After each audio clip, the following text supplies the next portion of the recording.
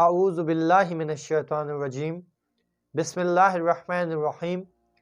میں ان کے نام سے کرتا ہوں ابتدائے کلام، وہ جن کے نام فرشتوں نے بھی سنبھل سنبھل کے لیے۔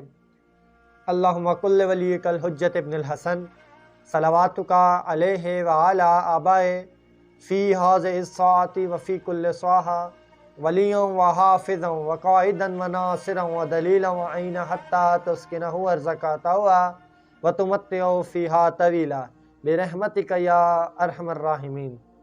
السلام علیکم ورحمۃ اللہ وبرکاتہ۔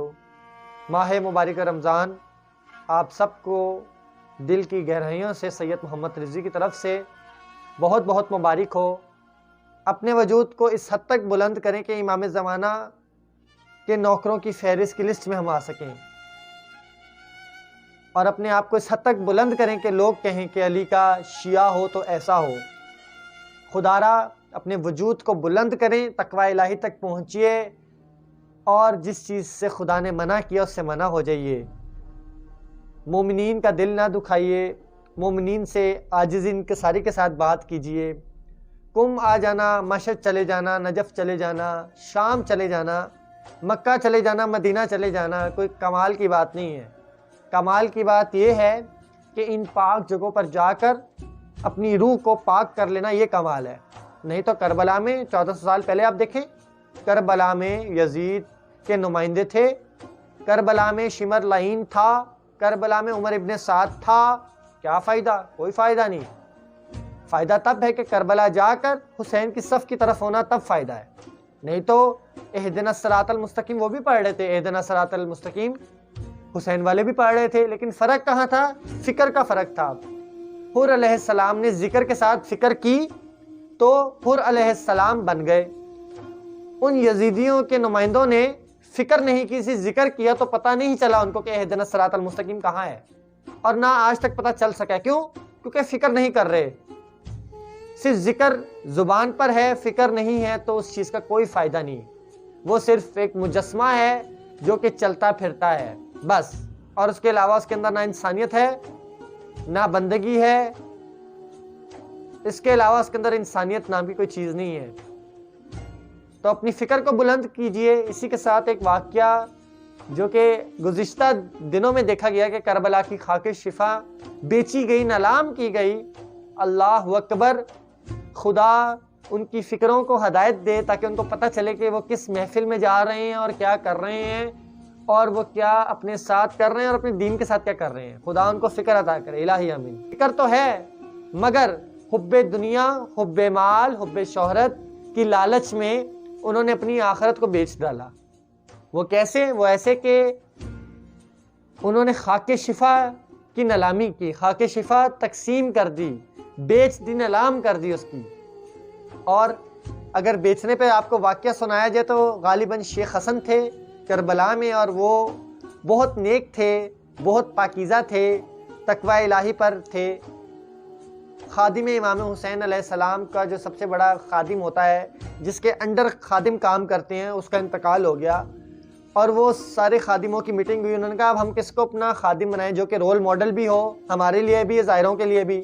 تو انہوں نے کہا وہ شیخ صاحب کی دکان ہے، عطر فروش تھے، خاک شفا فروخت کرتے تھے۔ انہوں نے کہا اس شیخ کی دکان ہے، بہت نیک ہے، بہت پاکیزہ ہے، اس نے کبھی کوئی غلط بات نہیں کی، نہ کبھی غلط نگاہ اٹھائی، تو اس کو بناتے ہیں کیونکہ یہ رول ماڈل بھی۔ سب جمع کر ان کی دکان پر ان کو کہا کہ شیخ صاحب آپ ہمارے لیڈر بن جائیں تاکہ ہمارے لیے ایک رول ماڈل ہو، کیونکہ آپ سے بڑھ کر نیک شخص ہمیں کوئی ملا نہیں ہے ابھی تک۔ انہوں نے کہا نہیں میں اس عہدے کے قابل نہیں ہوں، تو آپ کسی اور کو دیکھ لیں، میں اپنے آپ کو اس قابل نہیں سمجھتا کہ میں عہدہ سنبھالوں۔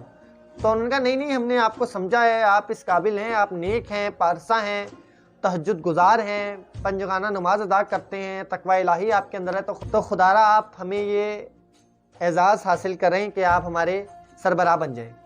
تو انہوں نے قبول کر لیا، اور اسی طرح صبح وہ خادم کی ڈیوٹی دیتے تھے اور شام کو وہ اپنی دکان چلاتے تھے آ کر۔ ایک دن ایسا ہوا کہ ایک عورت ظاہر آئی ہوئی تھی اور اس کا پرس چوری ہو گیا، اور اس نے شور مچا دیا میرا پرس چوری ہو گیا ہے۔ اور خادم آئے، وہی شیخ حسن آئے، یا غالباً کا شیخ حسن نام تھا، وہ شیخ صاحب آئے اور انہوں نے کہا کیا ہوا؟ ان کا اس طرح سے ماجرا ہوا ہے، اگر تم نے میرا پرس نہ دلوایا تو میں کہوں گی کہ تم چور ہو۔ تو وہ حرم کے دروازے بند کرواتے ہیں اور کہتے ہیں کہ آپ سب سے درخواست ہے، میں جانتا ہوں کہ آپ سب نے چوری نہیں کی، لیکن پھر بھی ان کی ایک ذہن میں جو خیال آیا اس کو نکالنے کے لیے آپ سب کی چیکنگ کی جائے گی۔ تو چیکنگ کی تو کسی کے پاس سے کچھ نہیں نکلا۔ تو وہ عورت نے بہت شور مچایا اور کہا میں تمہیں جا کر بتاؤں گی کہ تم نے میرا پرس چوری کیا۔ اس نے کہا بندہ خدا، میرا کیا قصور ہے؟ میں نے کہاں سے چوری کی ہے؟ میں تو خادم ہوں، تو بلا وجہ میرے پہ نام نہ ڈال۔ انہوں نے کہا اچھا مجھے 3-4 دن کا موقع دو، میں تمہارا پرس ڈھونڈ دوں گا۔ وہ عورت اپنے ہوٹل چلی جاتی ہے اور شیخ حسن 2-3 دن ڈھونڈتے رہتے ہیں، لیکن آخری دن تو وہ امام حسین سے توسل کرتے ہیں اور کہتے ہیں یا امام حسین علیہ السلام، آپ کو پتہ ہے کہ میں نے چوری نہیں کی، میں اپنا جو فریضہ ہے وہ صحیح طرح نبھا رہا ہوں، اور نہ میں جانتا ہوں چور کون ہے، تو خدا را میری مدد کریں۔ رات کو امام حسین علیہ السلام ان کے خواب میں آتے ہیں اور شیخ کیا دیکھتے ہیں کہ امام حسین علیہ السلام کا حرم ہے اور لوگ جمع ہیں، اور امام حسین علیہ السلام ایک تخت کے اوپر کھڑے ہوئے ہیں اور کہہ رہے ہیں اے زائروں جمع ہو جاؤ، آؤ میں تمہیں بتاتا ہوں کہ حسین کا چور کون ہے۔ اللہ اکبر! امام حسین کیا کہہ رہے ہیں؟ اے زائروں آؤ جمع ہو جاؤ، میں تمہیں بتاتا ہوں کہ حسین کا چور کون ہے۔ تو امام حسین علیہ السلام فرماتے ہیں میرا چور یہ شیخ ہے۔ تو شیخ صاحب گھبرا جاتے ہیں، خواب دیکھ رہے ہیں، شیخ صاحب گھبرا جاتے ہیں اور کہتے ہیں میرے آقا، جھک جاتے ہیں ان کے قدموں میں، میرے آقا میں نے کیا چوری کیا؟ آپ جانتے ہیں کہ میں نے اس خاتون کا پرس نہیں چرایا، تو میں نے کیا ایسی غلطی کر دی کہ آپ نے مجھے چور کہہ دیا؟ میرے آقا مجھے بتائیے۔ تو امام حسین علیہ السلام فرماتے ہیں کہ تم اتنے عرصے سے میرے حرم کی خاک جمع کر کر اس کو بیچتے ہو، اس سے بڑا چور کوئی نہیں ہو سکتا جو میری خاک کو بیچے۔ اللہ اکبر! امام حسین علیہ السلام کیا فرما دیا امام حسین علیہ السلام نے کہ جو میری خاک کو بیچے اس سے بڑا چور نہیں کوئی ہو سکتا۔ تو امام حسین علیہ السلام سے شیخ صاحب کہتے ہیں میرے آقا میں معافی چاہتا ہوں۔ تو امام حسین علیہ السلام کے فرماتے ہیں کہ جتنے پیسے تم نے آج تک میری خاک سے کمائے ہیں سارے زائروں میں تقسیم کر دو، تب میں تمہیں معاف کروں گا۔ تو شیخ صاحب فرماتے ہیں میرے آقا میں یہ کرنے کے تیار ہوں، لیکن مجھے یہ بھی بتا دیں کہ وہ پرس کہاں ہے۔ اگر وہ پرس آپ نے نہ بتایا، آپ جانتے ہیں اگر نہ بتایا تو وہ خاتون بلا وجہ واویلا برپا کر دے گی۔ تو امام حسین علیہ السلام فرماتے ہیں حرم کے باہر ایک فقیر ہے، اس نے زمین کھود کر وہ پرس اپنے نزدیک دفنایا ہوا ہے، اس کو نکالو، لیکن اس کی عزت اور آبرو کو پامال نہ کرنا، اس کی سیلف ریسپیکٹ خراب نہ کرنا۔ تو اسی طرح شیخ صاحب اٹھتے ہیں اور جاتے ہیں اور ادھر سے پرس برآمد ہو جاتا ہے اور وہ معافی مانگنے لگ پڑتا ہے، فقیر شیخ صاحب مجھے معاف کر دیں، میری عزت نفس ہے، میری عزت نفس کو مجروح نہ کیجیے گا۔ تو شیخ صاحب کہتے ہیں تیری عزت کی ضمانت حسین ابن علی دے چکے ہیں، لیکن وہ فرماتے ہیں کہ آئندہ حسین ابن علی کے زائروں کی چوری نہ کری۔ شیخ صاحب آتے ہیں حرم حضرت امام حسین علیہ السلام میں اور اسی طرح سب لوگوں کو جمع کرتے ہیں، لوگوں آؤ میں تمہیں بتاؤں حسین کا چور کون ہے۔ اسی طرح تخت پر کھڑے ہوتے ہیں جو انہوں نے خواب میں دیکھا تھا، کہتے ہیں حسین کا چور میں ہوں۔ تو سب جو نوکر ہوتے ہیں حسین ابن علی کے، جو خدام ہوتے ہیں، کہتے ہیں شیخ صاحب آپ بہت نیک ہیں، آپ اپنے پر کیوں بہتان لگاتے ہیں، کیوں اپنے آپ کو جھوٹا چور تصور کر رہے ہیں دنیا والوں کے سامنے؟ آپ بہت نیک ہیں، ہم آپ کو جانتے ہیں۔ کہتے ہیں نہیں میں حسین کا چور ہوں۔ کیوں؟ کیونکہ میں نے حسین ابن علی کی خاک شفا جمع کر کے بیچتا رہا اتنے سال پیسے کمائے اس خاک سے۔ حسین ابن علی میرے خواب میں آئے تھے اور انہوں نے یہ فرمایا کہ تم میرے چور ہو۔ تو میں سب کو اعلان کرتا ہوں کہ میں نے جتنے بھی پیسے کمائے میں سب کو لوٹانے کے لیے تیار ہوں، اور بہت عرصے تک لوگ وہ پیسے لینے کے لیے آتے رہے۔ یہ حسین ابن علی کے نوکروں کا معیار ہے کہ غلطی کی تو سب کے سامنے اس کا اعتراف کر رہے ہیں، سب کے سامنے معافی طلب کر رہے ہیں۔ کیوں؟ کیونکہ غلطی ہوگی، انسان غلطیوں کا پتلا ہے، کوئی نعوذ باللہ نبی رسول نہیں ہے کہ غلطیاں نہ ہو۔ تو انسان سے غلطیاں ہو سکتی ہیں، لیکن انسان معافی مانگے تب، اور اگر انسان معافی نہ مانگے، انسان ڈھٹائی کا اظہار کرے کہ میں نے تو کچھ نہیں کیا، مجھے تو کچھ نہیں پتا، تو اس کا پھر انجام امام حسین جانیں گے اور وہ شخص جانے گا۔